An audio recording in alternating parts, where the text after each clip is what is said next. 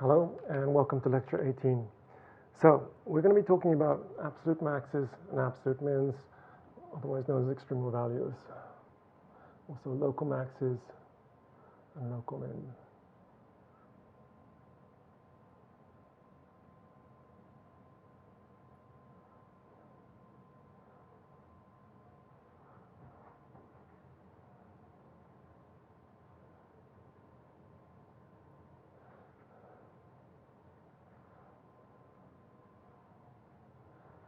And the reason we'll be doing this is because the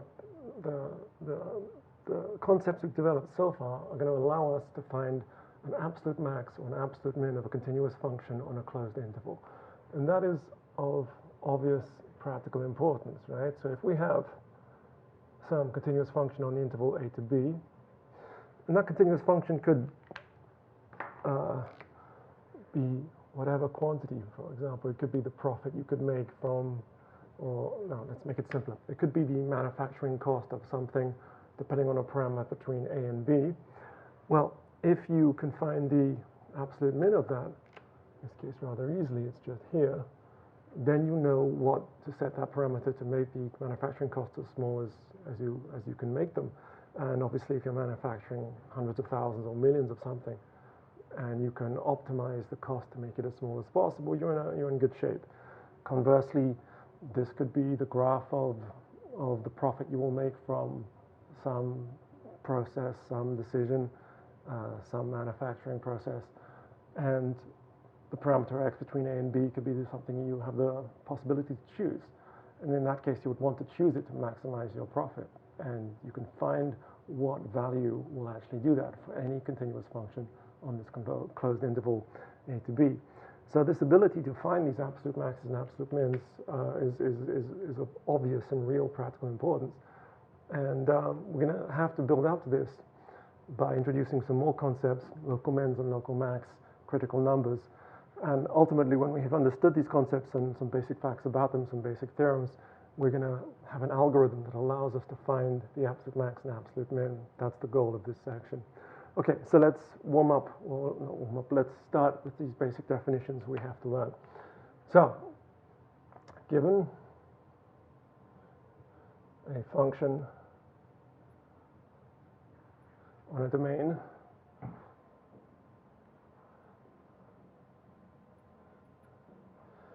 we say that f of c is the absolute max. We're going to write ABS for absolute from now on. If f of c is bigger than f of x for all x in D.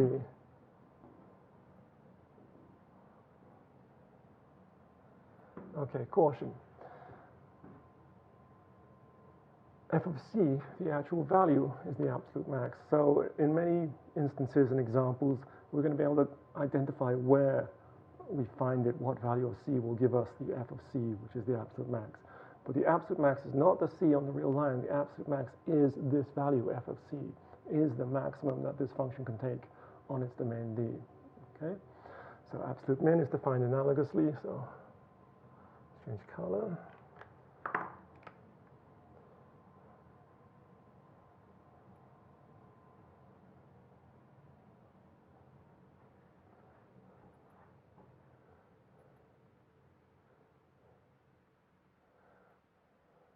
So obviously the absolute min is this f of c such that f of c is less than f of x for every x inside the domain D. Okay, so those are the absolute maxes and absolute mins. Local maxes and local mins are a bit different. We say, let's call it f of d is a local max.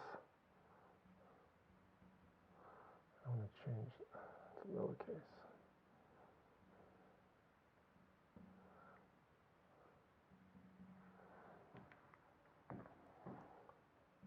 If for all x near enough to is greater than or equal to f of x. Okay. Implicit in this is that for all x near enough to d, those x's are inside our domain because our function is a priori is just defined on our domain as far as we know, right? So what's the picture?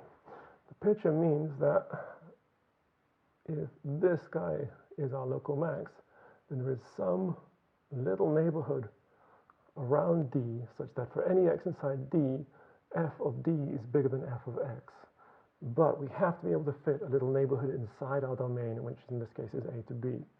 So the endpoints can't be a local max because we can't fit any neighborhood inside this interval a to b if b is, if we're trying to fit it around b, right?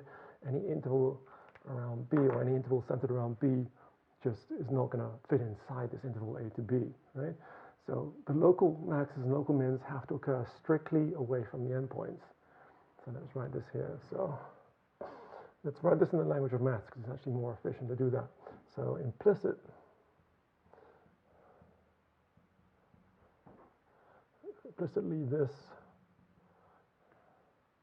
this says that for some small alpha,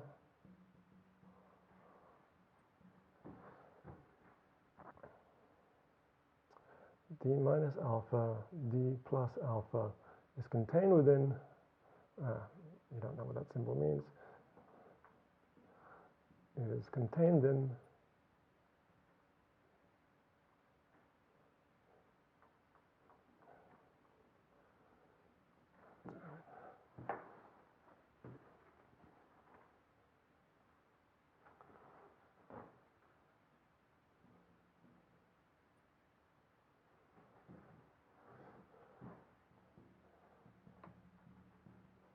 the domain, and that f of d is bigger or equal to, no, bigger or equal to, not necessarily strictly bigger, f of x for any x in this little subinterval. Okay, good. So let's do some clarifying examples. So the key definitions. So examples. I'm going to follow examples of the book.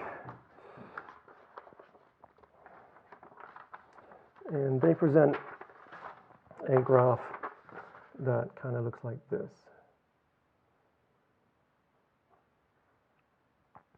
Minus 1, 0, 1, 2, 3, 4. This is 5. And we go from like this.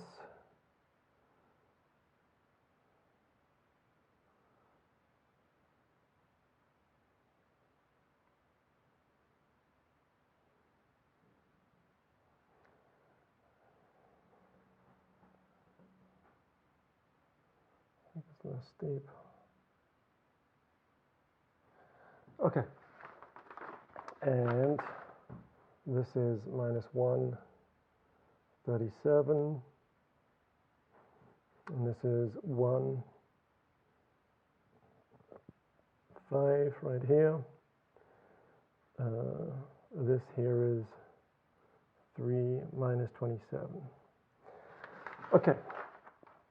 So a question is, what are all the local maxes and mins and absolute max min? All right, very instructive for you watching this video to pause the video right now and try and answer this question. With these definitions, try and find all the local maxes, all the local mins, what is the absolute max, what is the absolute min, identify everything you can that satisfies these definitions on this graph. Do that, make a list, and then press play, and then see what I tell you is the actual answer. Okay, I would do that now if I were you. All right, so let's do this. So let's start with the absolute max. So the domain is from -1 to 5. Clearly the absolute max is 37, so we'll put that in straight away. It's not difficult. So absolute max is 37, the value, not where it is. Okay, we can also talk about where it is later, but the absolute max itself is the value. All right, what is the absolute min? Well, we can see it occurs here at 27, or -27, so absolute min is -27. What is a local max? Well, we see one right here, right? So we can fit some interval around 1, which is strictly contained within our domain, and on that interval, 5 will be bigger than every x inside that interval, right? You can just see it. Just put some interval like this around 1. It doesn't matter how small the interval is. It doesn't care in the definition. There is such an interval around 1 such that f of x is always less than f, or less than or equal to an f of 1, which is equal to 5, right? So 5 is a local max. So local max. Are there any others? Indeed, no, right? This here is not a local max because we can't fit a neighborhood around -1 and still be inside the domain -1 to 5, nor is there, for the same reason, a local max here. So that is our only local max. Okay, what local mins do we have? Well, we see one at 0, right? And 0 is actually, at 0 it is 0, so 0 is the local min. So local min 0, okay? And again, it's inside our domain. We can put some interval around 0 such that f of x is always greater than or equal to 0 around this domain, or for any x inside this domain. Start again, any x inside this interval around 0, right? So local min at 0, and probably everybody found that. But if you keep looking, we also see at 3 that it does satisfy the definition. We can put some interval around 3 such that for any x inside this interval, then f of 3, which is -27, is less than or equal to f of x, right? In fact, we can make this as big as we like because this is really an absolute minimum, yeah? But the key point is that it is also a local minimum. So these definitions are not exclusionary. We can have something which is a local minimum and an absolute minimum. We can have something which is an absolute max and also a local max. Or they can be different in some cases. So in this case, the absolute max is not a local max, but the absolute min is a local min. So, and local min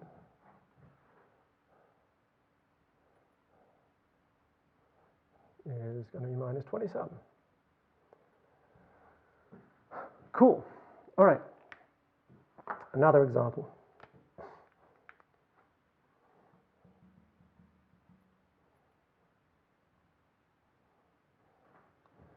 Find all absolute and local max mins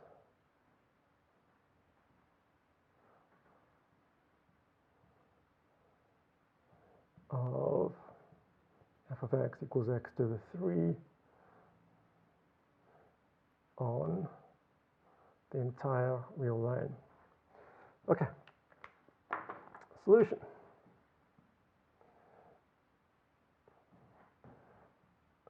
At this point, you should be very happy with what the graph of x to the 3 is. This is an elementary function. You should be able to quickly come up with it without drawing, just see it in your head what the graph looks like. You know? And what do we see? Well, this is defined for all real numbers, so there doesn't exist any number, whatever, m, such that f of x is less than or equal to m for all x inside the domain, because for any m, clearly we can find a bigger f of x than m just by going far enough to the right. there's no absolute max, and there's also no absolute min for the same reason that we can go to the left and get less than any other number we might choose. Nor is there any local max or local min, right?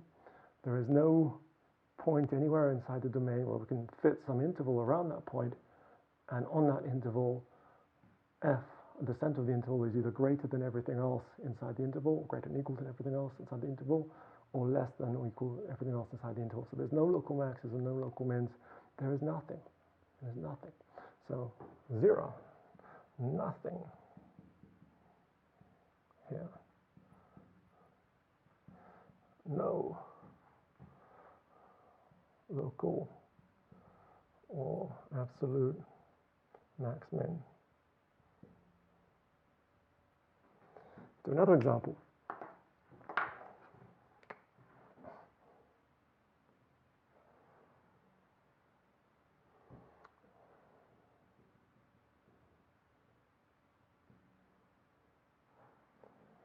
Let's do f of x equals cosine of x on the entire real line. Solution. Okay, again, you have to be in the position to be able to graph cosine of x without any problem, all right? And if you do so, what do you see? You see that 1 will be an absolute max, minus 1 will be an absolute min, and it will also be a local min and a local max. So again, 1 will also be a local max, and minus 1 will also be a local min, because for sure we can fit intervals around the points that achieve these values, and we're still inside the domain because the domain is the entire real line. Right? So 1 is absolute, max, and local.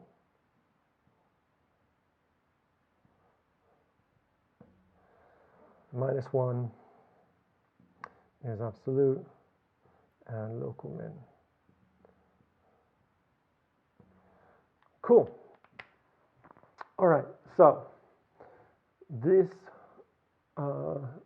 should somehow make these concepts somewhat clear. If you're not completely clear on these concepts, just play this part again. What I'm about to say depends on you being clear on this.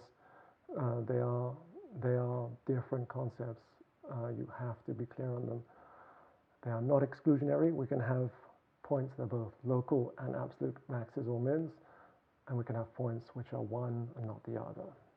Okay, so be sure that you're happy with this, and then we can move on. So with this concept, what do we do? Well, we have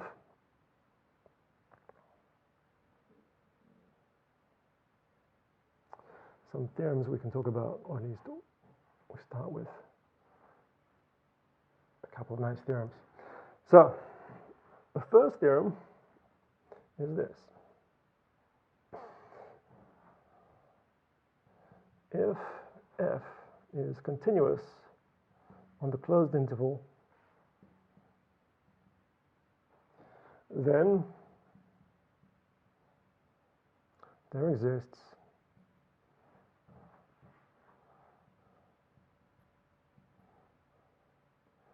C1 and C2 in this interval such that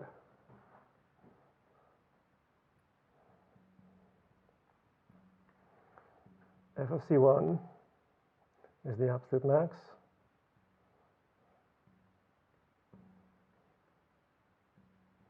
and f of C2 is the absolute min.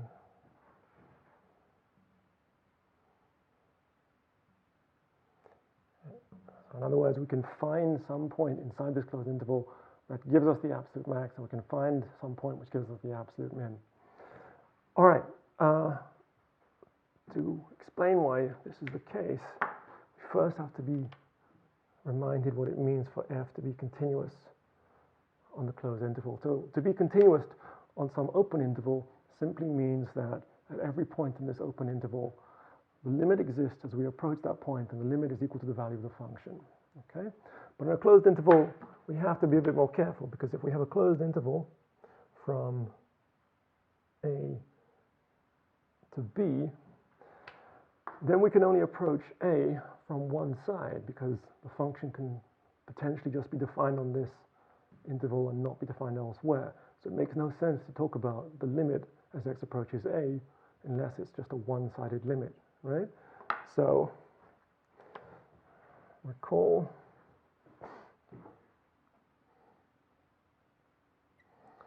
f is continuous on the closed interval ab means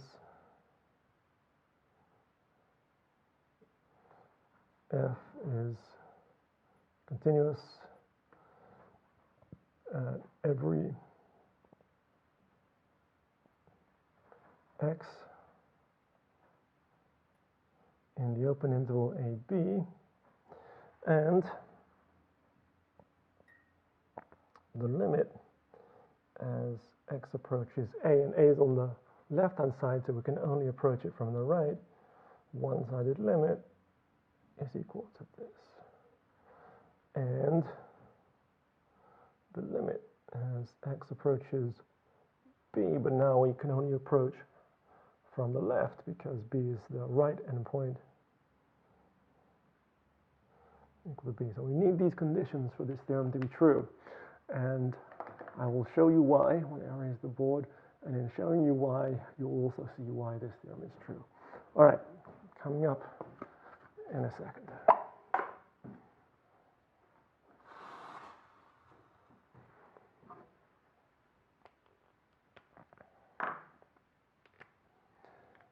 Okay, so let's see why we need these conditions to be true. So suppose we have a function that is discontinuous.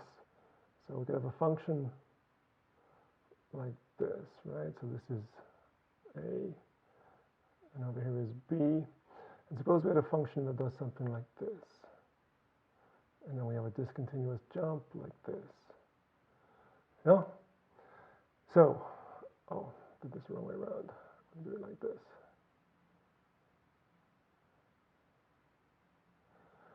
So clearly the absolute max is going to be this value, but we can't achieve it for any c, right? Because if we put the c we want to put, f of c is actually down here, which is not the absolute max. So if it's discontinuous, this theorem is obviously false, right?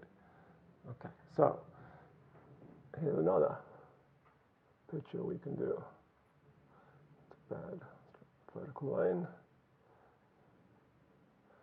Suppose we don't insist on continuity at the endpoints, as I just explained. Then we could have something like this. It could do something like this, and then here we don't take this value, but then we give the value of f of b to be down here. And again, this should be the absolute max, but we don't achieve it for any c inside the closed interval a to b, right? But this is clearly impossible because this guy is not continuous at b from the left-hand side, which is what we insist on when we say a function is continuous on a closed interval. Okay, so we need that assumption. Yeah. What if we didn't have a closed interval? So this is discontinuous. This is discontinuous at the endpoint.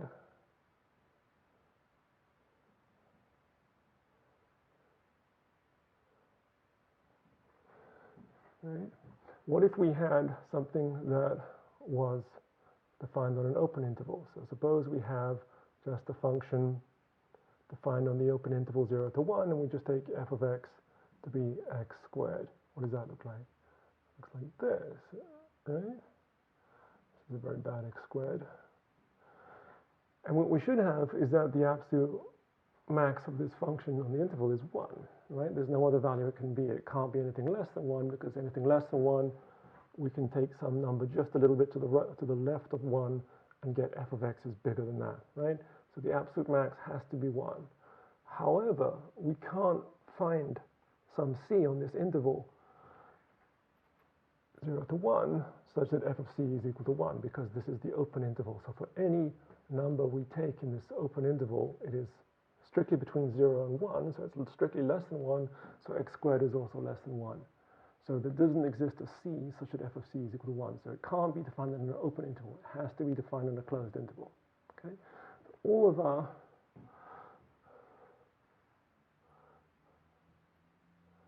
of our hypotheses are necessary. If we don't have these hypotheses, the theorem isn't true.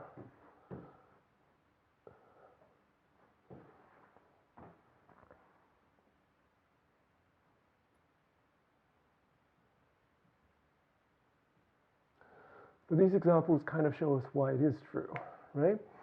Because if we have a nice closed interval with a continuous function defined on the closed interval,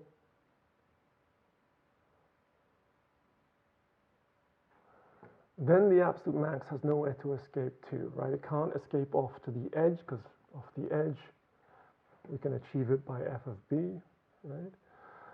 So if the absolute max is somewhere in the middle, we can also find some c right in the middle, so which will achieve this particular value, right? So it should seem natural that this theorem is true, yeah? Because the things that can go wrong have been excluded by the hypotheses. Okay, so we have this theorem. This is a true fact that for every closed interval, for every continuous function on the closed interval, we can actually find a c that will achieve this maximum value. And also the minimum value, it's completely the same game, right? Cool, so that's the first theorem we need.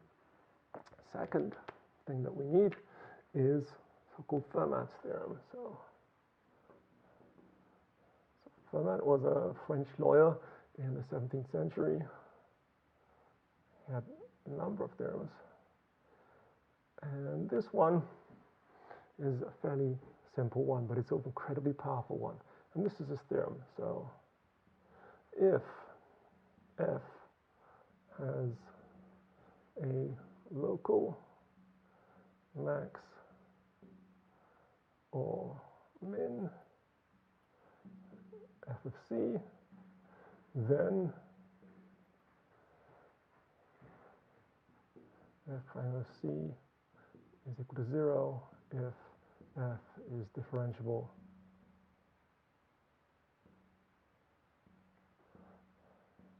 at c. Again, the picture is going to explain why this is true. Let's reuse this graph right here. So it looks like we have a local max here at c, yeah? And let's suppose the theorem isn't actually true, and we actually have that the derivative is non-zero. Perhaps it's very, very small, right? So we can put a tangent line that is really, really close to flat, but it's not really flat. Yeah?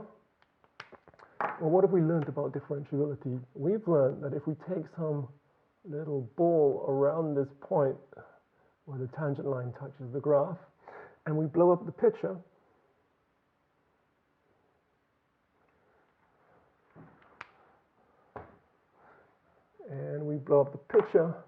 to this bigger picture, so let me do that again.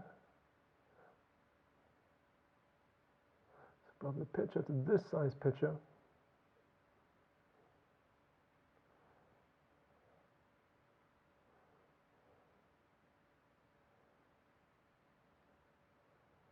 Then let's draw the tangent line.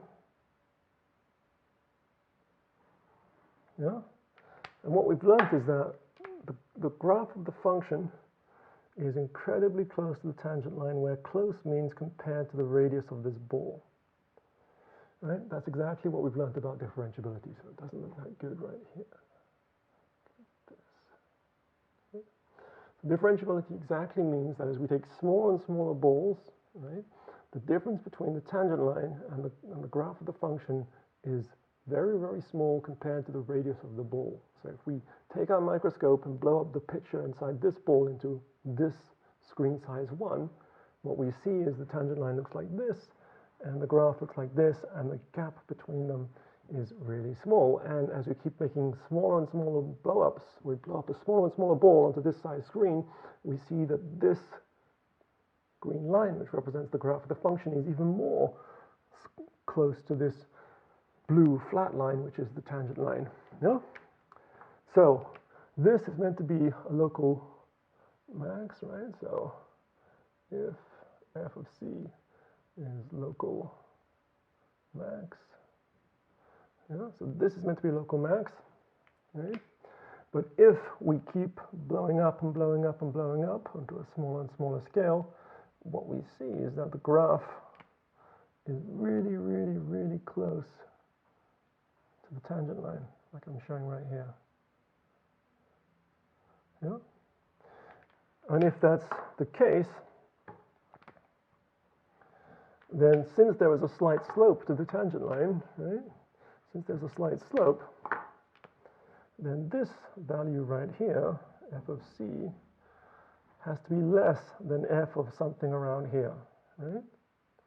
Because there's a very small slope to the tangent line, and this function is ever so close to the tangent line, as close as we like, effectively, as we keep blowing up. So whatever this point is, let's call it d, then this thing, f of d, will be bigger, right? And that's impossible because it's a local maximum. So for all numbers sufficiently close to c, f of d should be less than or equal to f of c, and that's not what we see happening, right? So it cannot be the case that the tangent line isn't flat, right? It can't have any slope at all. It has to be completely flat, right? And that's why Fermat's theorem holds true. If you go hiking, right, and you think you've climbed the top of some mountain, you'd expect to stand on some piece of ground that is basically flat, right? And if not, if there's a slope to it, then obviously you can keep going in the direction of the slope and you're going to get a bit higher. You're not on the top of this local mountain, right? So that's the kind of metaphorical way to explain it. But the precise way to see it in pictures is exactly what I've done here, and you can really believe that this is true. This is an absolutely true fact, because we know for sure that when we blow up this picture here at a point where it's differentiable, then this is what we see. So if you're feeling rusty about this, go back and look at the video on differentiability. That's exactly what we showed. All right, cool. So we believe Fermat's theorem. All right, so here's a question.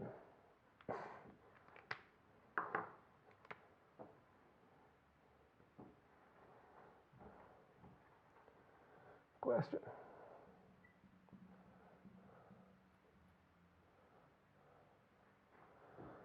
If f prime of c equals 0, does this imply f of c is a local max or min?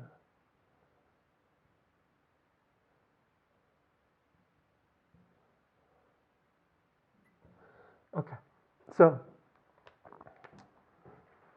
when presented with a question like this, this is what you should do.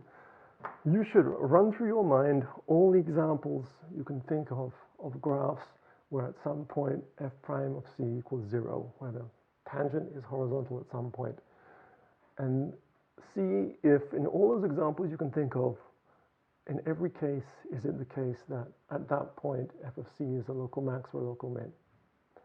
You know, that's the way you try and answer this question. You know? And then draw on a piece of paper the kind of pictures that you see in your mind. Look at them, try and see if that's definitely always going to be the case. You know? And this is a very instructive thing to do. So again, good idea to pause the video, see if you can answer this question by thinking of all the examples you can possibly think of functions with a horizontal tangent at some point, and if at that point it has to be a local max or local min. Right?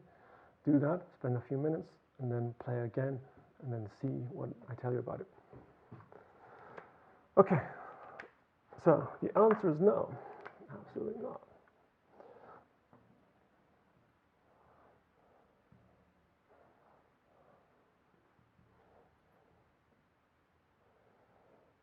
And what you would have all come up with if you'd given it enough time would be some function like this, f of x equals x to the 3.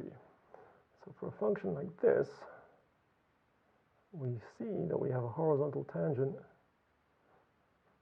at 0, but we don't have a local max or local min at 0, right, as we already discussed. So this thing is an example, right? So you should be able to come up with this picture if you think about functions with horizontal tangents for long enough. And we can also just check with the calculation. So f prime of x equals 3x squared, so f prime of 0 is equal to 0. Yeah? So it's definitely satisfying this condition, but it's not the case that we have a local max or local min at 0.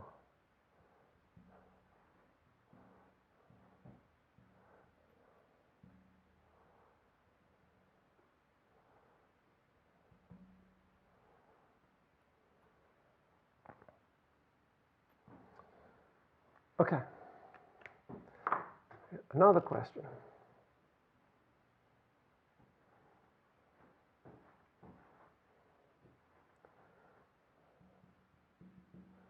Question 2.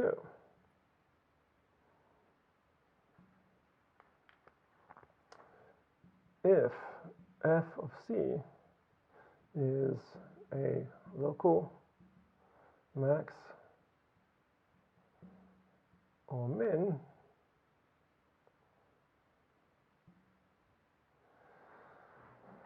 is f differentiable at c? Okay, do the same process.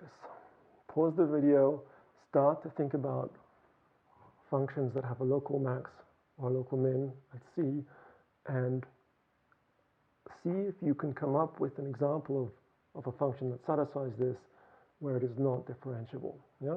If only thing you can think of are examples of functions where it is differentiable at c, then maybe the answer is yes. Yeah? Or if you can think of a single example where it's not true, and the answer is no. Right? And once you have a picture of an example where it's not true, try and describe it. Try and write it down in language of math. Okay? So again, pause the video, give it some thought, and then see what I say about it. Okay. Answer.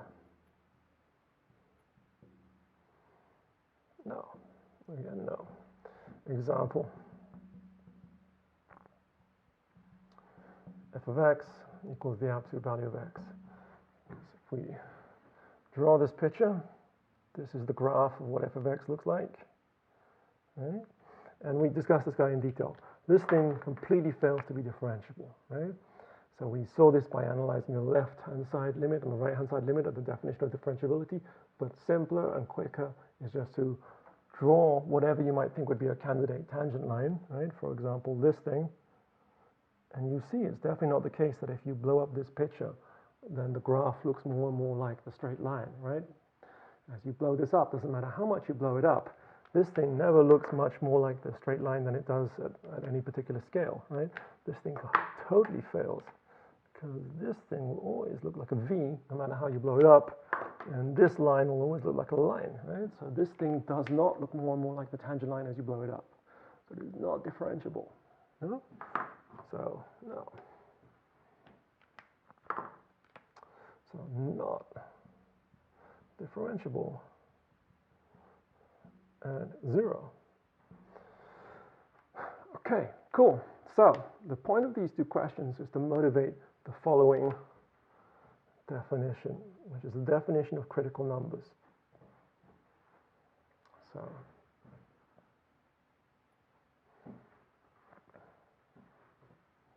let's put it here. Definition.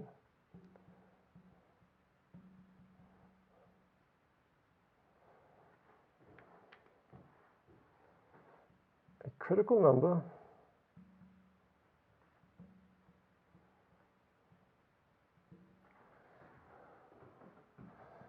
of f on domain D is some C in D for which either f prime of C is equal to 0 or f prime of C does not exist.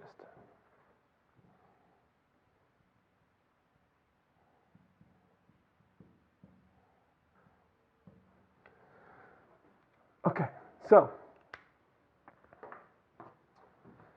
as you can guess, there is some connection between the concept of critical number and local maxes and local mins, right? And what would be really good would be, again, for you to stop the video, try and think about it. Try and describe what the relationship could be between critical numbers and local maxes and local mins. Right?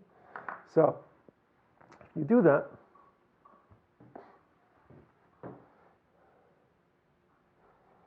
you'll probably come up with at least part of the story, but some of you will come up with the entire story. So let me give some space right here.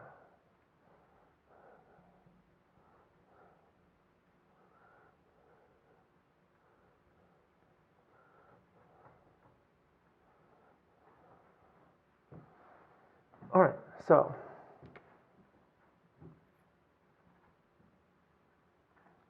suppose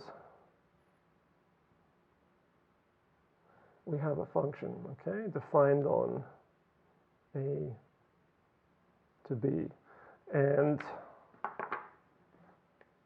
it does something like this. So we have this and this and this and this. Okay. So, what do we see? We see that there is a local max here, a local min here, a local max here, a local min here. Actually, let me keep doing this and make it more interesting.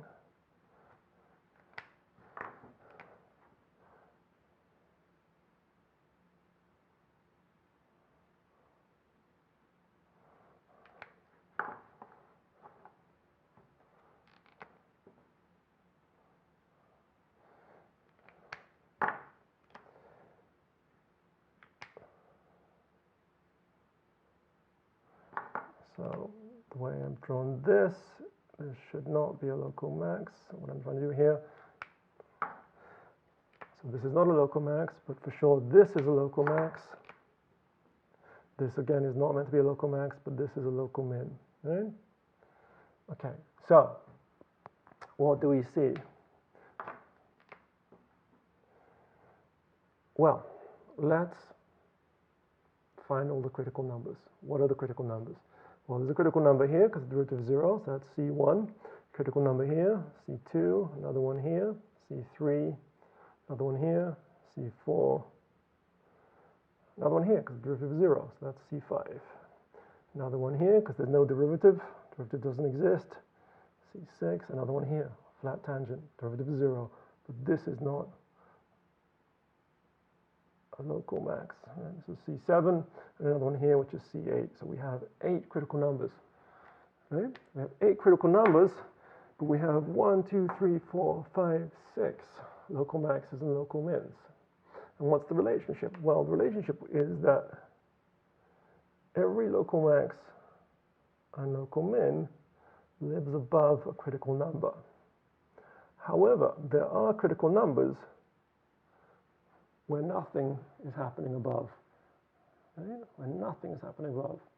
So there's no local max or local min above every critical number, but if there is a local max and local min, then it must live above the critical number. And we know that's true, because it just follows from Fermat's theorem, because if we have a local max or local min, there's 2 possibilities. At this point C, either the derivative exists, and if the derivative exists, it has to be equal to 0, therefore a critical number, or the derivative does not exist, therefore a critical number, right? So once again, if we are at some C, where f of C is either a local max or local min, then if it's differentiable at C, then the derivative has to be 0, or it is not differentiable at C, and therefore it's a critical number. Yeah? Cool. So, this is the picture. All the local maxes and local mins live above. Start again. Yes, so that was what I was saying was right. All the local maxes and local mins live above critical numbers, but there are critical numbers where there is nothing happening, or there are no local max or local mins living above them. Why is this important? Why did we make all this effort? Well, for the following reason. If we want to find the absolute max or the absolute min, what can we do? So, if we want absolute max or absolute min, then what? Well, there's a couple of possibilities for the absolute max and absolute min. We could have the absolute max or the absolute min lives at the endpoint of our interval, A or B. Right? So then, possibility, then A. It could be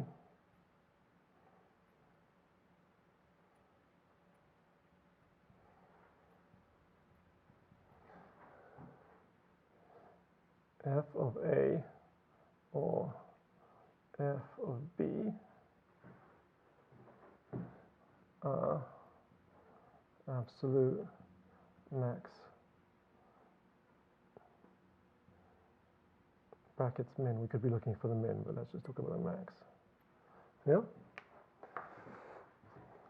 Or option B,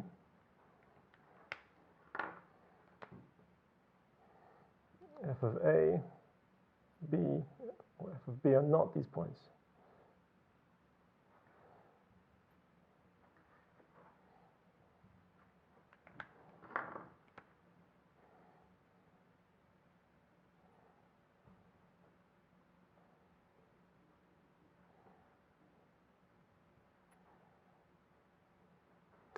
So if they are not the absolute max and absolute min, then the absolute max or the absolute min has to occur at some point strictly between A and B. Right? And if it occurs at some point strictly between A and B, then it will also have to be a local max or a local min if we're talking about minimums. Right? You can just see it. Right? Just a little picture over here. If this is A and this is B, either the absolute max occurs at A or at B, and if that doesn't happen, then the absolute max has to occur somewhere in between, right? And if it occurs in between, then it is also a local max, right? Cool. And that is the only logical step we really need to understand the algorithm, because if it is a local max, then it's got to live above a critical number. So that motivates our algorithm. The algorithm, closed interval method, will be simply that we will take some function on a closed interval and we will find all of its critical numbers, which are easy. We're going to either find the points where it's not differentiable, or we're going to find the points where the derivative is zero. There's going to be finitely many such points. Yeah? And then we're going to stick in these particular points into our function f. Right? And that'll give us a list of numbers, f1, f2, f3, start again, start again. It's going to give us f of c1, f of c2, and so on. Like if we put all these values into f, we'd have this list of numbers. Yeah? And then we're also going to consider f of a and f of b. And from that list of numbers, the absolute max must exist, right? Because again, logically, the absolute max is either at the endpoints, so we're going to find them at f of a or f of b, or it's going to be a local max as well as an absolute max, and therefore it lives above a critical number, so we'll find it when we look at f of c1, f of c2, f of c3, and so on. Yeah? That is the closed interval method. That's how it's going to work. And it is not hard to remember or understand if you have this picture in mind, if you understand that every local max or local min has to live above a critical number, okay, which should be clear from this picture, from these facts that we've learned, and you make this basic observation that either the absolute max occurs at the endpoints or it occurs in the interior, and it's also a local max.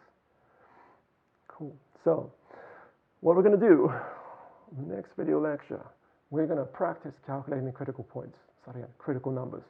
We're going to practice calculating them for some specific examples. Okay? And then we're going to practice the closed interval method of finding the absolute max or the absolute min by doing exactly this algorithm. Okay? That'll be what this machinery, what these concepts allow us to do. That'll be the practical payoff from understanding what a local max is, a local min is, what a critical number is, from understanding Fermat's theorem.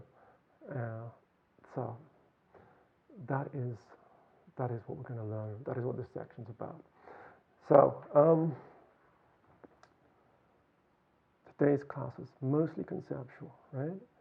But I think it's stuff that you will all understand very well if you draw these pictures, if you spend the time with these things. And once you've understood those things, then the algorithm will make sense. And then we can just learn to do the algorithm, and it'll be quite straightforward to do it. Okay? So watch this video over, clarify for yourself that you're happy with these concepts, and you'll be in good shape to learn this algorithm and learn how to compute critical numbers. All right, that's it for today. Have a great day.